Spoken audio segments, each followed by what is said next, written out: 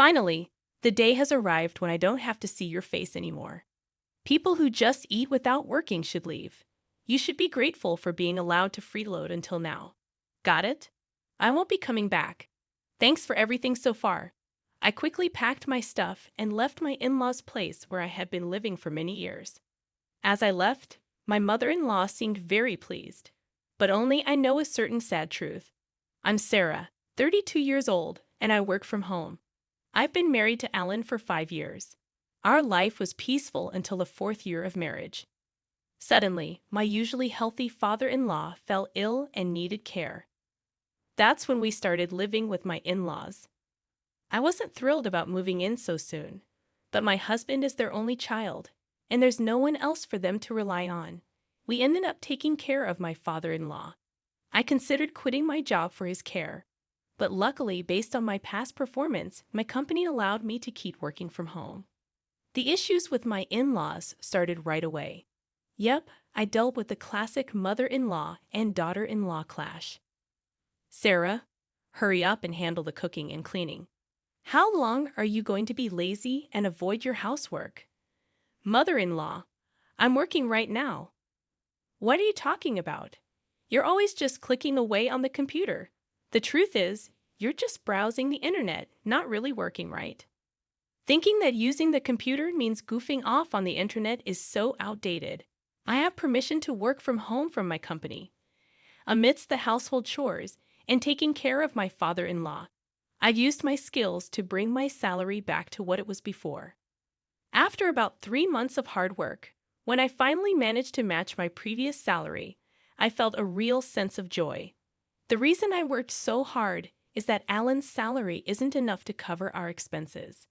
I thought life would become easier, and I even considered saving money.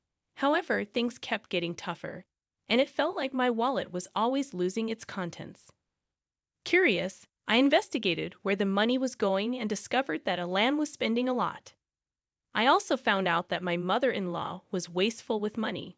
Alan, being a people pleaser, often treated colleagues to lunch, and lately he was using our credit cards for drinking parties. No matter how much I earn, if Alan spends more, our finances will dwindle. Meanwhile, my mother-in-law juggled multiple expensive hobbies with friends, paying for lessons and socializing. I can't tolerate the fact that my husband and mother-in-law continue their wasteful spending while leaving all the housework and care for my father-in-law to me. I've ended up covering all our living expenses with my income, making saving money a distant dream. Anxious about this, I decided to talk to my husband and mother-in-law. Alan and mother-in-law, it looks like our spending has been quite high lately. If this continues, we'll run out of money. Can you both please try to cut back on your expenses? Alan and my mother-in-law didn't take my words well. I don't want to feel embarrassed. I can't appear stingy in front of my colleagues and subordinates. You get that right. They won't think poorly of you just because there are times when you don't foot the bill. You don't have to treat them every single time. You might not get it, but maintaining good relationships with your coworkers is crucial for smooth work. Treating your juniors to lunch is one thing, but what about those trips to the girls' bars? That has nothing to do with work, does it? It just seems like you're out for fun. How can you come home drunk and start talking about it, even when no one asks you? It implies that you find more enjoyment there than spending time with your family. I'm relieved that Mom understands and agrees. If I skip my classes, I'd just be stuck at home. I take classes with my friends to make the most of the limited time I have left in this world. But what a terrible daughter-in-law I must be. All she sees is the housework, thinking I don't contribute anything, so I have no right to complain. Seriously though, what's she thinking? A homemaker looking down on us as if from a high horse. Let me make it clear, I am working, earning a steady income, and contributing to this household. I'm also handling housework and taking care of my father-in-law. Don't lie. Working from home, you can't be earning that much. Mother is the one doing the living. Don't act so high and mighty for a part-timer. I was so shocked by what I heard that I couldn't even respond. They didn't seem to grasp that I was juggling housework, caregiving, and maintaining a steady income. Moreover, it appeared that my mother-in-law had told Alan that she was the one taking care of my father-in-law, making it seem like I was just a homemaker doing nothing. There were moments when I thought about leaving that house. I seriously contemplated it, but the reason I stayed was because of my father-in-law. Since I got married, he always treated me with kindness, unlike Alan and my mother-in-law. He would often say things like, "Sarah, I'm grateful to have a wonderful daughter-in-law like you. I apologize for everything." Father-in-law, taking care of you isn't a burden. Why would you say that? Sure, I feel bad imposing on you like this, but more than that, I'm concerned about my wife and son. They leave everything to you, doing as they please, right? Yes, you're right. I recognize that it's thanks to your hard work that our household finances are staying afloat. Alan's income alone wouldn't be enough to sustain this household. Father-in-law, you knew all along.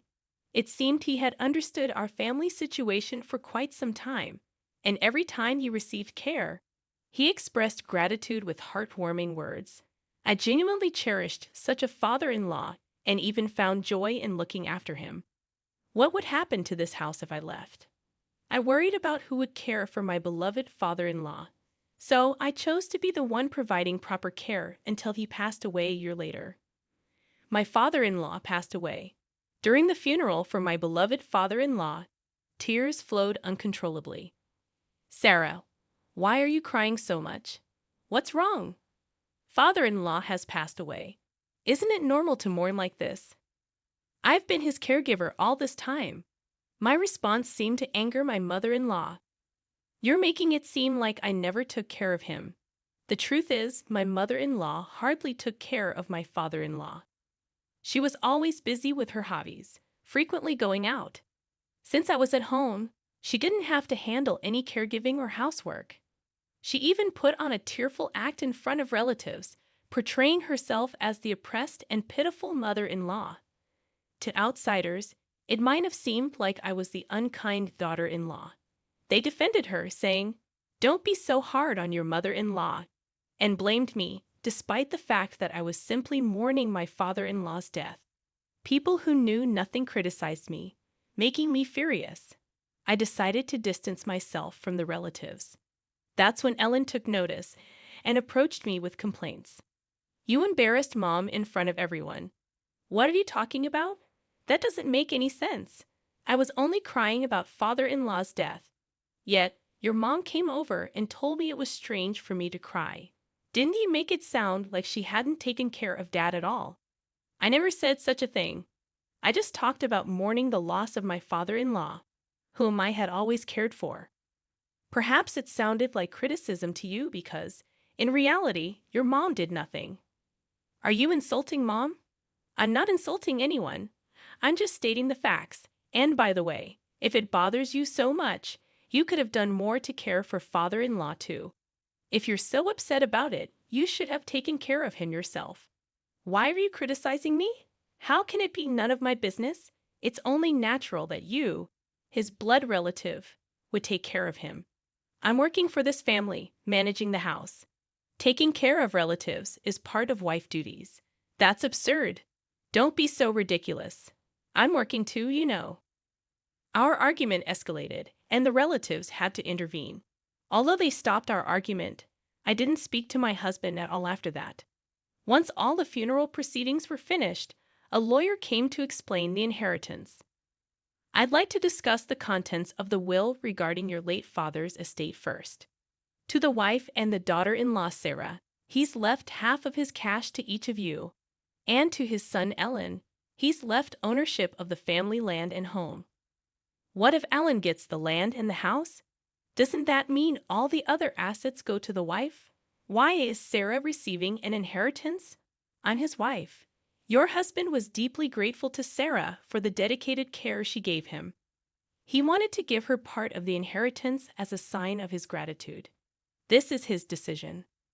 He made his decision, and it can't be changed. I can't believe it." "Oh, I get it. You were caring for him just to get the inheritance, weren't you? How could you think that?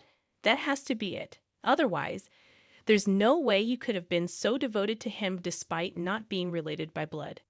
"I had a good relationship with my father-in-law ever since I got married. I took care of him to express my gratitude. Are you suggesting that you tried to make someone unrelated by blood take care of your own husband? Isn't that like psychological abuse? Don't be ridiculous. Fine, I won't bring it up anymore. Appearing frustrated that she couldn't say anything else inappropriate in front of the lawyer, my mother-in-law continued. So that was Dad's decision. It's grand gratitude for Sarah's caregiving, right? If that's the case, then we have no choice but to follow. May I continue? All right. Well, your father stated that it's no longer necessary to rely on Sarah. Upon hearing this, my mother-in-law's face, which had been dissatisfied just moments ago, suddenly broke into a smile. Yes, that's great. I understand. Huh? What do you mean? My mother-in-law seemed pleased, but my husband was confused. He didn't seem to understand what she was saying. So, in the end, Sarah's inheritance is nothing more than severance pay. It's not gratitude at all. Now that Dad's caregiving is over, we don't need Sarah in this house anymore. My mother-in-law had misconstrued my father-in-law's will just as he had intended. The truth is, my father-in-law had discussed this with me before. He wanted me to be free from this house after he passed away. He used the will to cleverly deceive my husband and mother-in-law, making it appear natural for me to leave. And just as my father-in-law had planned, my mother-in-law, completely misunderstanding his true intentions, saw the will as an opportunity to kick me out. Feigning shock at the will to conceal my actual desire to leave, I said, "Father-in-law, why would you treat me like this? To Dad, you were just someone to take care of him. Ellen, you can't understand Sarah anymore, right? Why don't you just divorce her, Ellen? You'll still stay married to me, right?" With tears in my eyes, I looked at Alan. After contemplating for a while, he said, "You know what?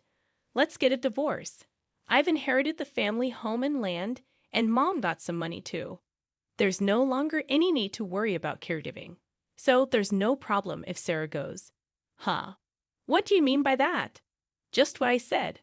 I feel bad for asking, but could you leave our house and agree to the divorce? Understood. I suppose there's no place for me here anymore. Saying this with a hint of restraint, I retrieved a document from the drawer and handed it to my husband. After our recent disagreement, I went and obtained this. No mistake, the document was a notice of filing for divorce. My husband promptly signed it. Finally, I don't have to deal with you anymore. A non-working freeloader should just get out. Ellen, you should be grateful for us having put up with you. A total freeloader? Is that so? Okay, I understand. I'll leave. Thank you for everything up to now. By the way, since the lawyer is here, I want to check one thing. It's okay that I don't get any more than what I've already received from father-in-law's estate, right? Of course. You seem to have gotten a bit smarter, Sarah. You've been living off me until now, so don't even think about squeezing any more money out of me. Well, I suppose you're right. All right, it's settled then. Please make yourself disappear quickly. I promptly packed my things and left my in-laws' house. Watching me leave, my mother-in-law looked as pleased as could be. They had no idea what would happen to this house in the future. After leaving my in-laws' house, I immediately submitted the divorce notice to City Hall. And when I arrived at the apartment I had rented in advance, I couldn't help but shout out loud in the spacious room. Finally, I can be by myself. This is great.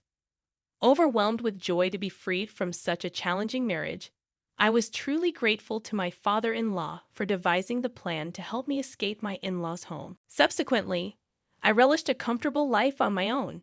Having adapted to remote work during my time at my in-laws, I became adept at managing my time, and work proceeded seamlessly. Thanks to that, my income increased, and I enjoyed a content life without any disturbances. Until one day, my ex-husband Alan reached out to me. It's been a while. Why are you calling me? We're in a pinch, Sarah.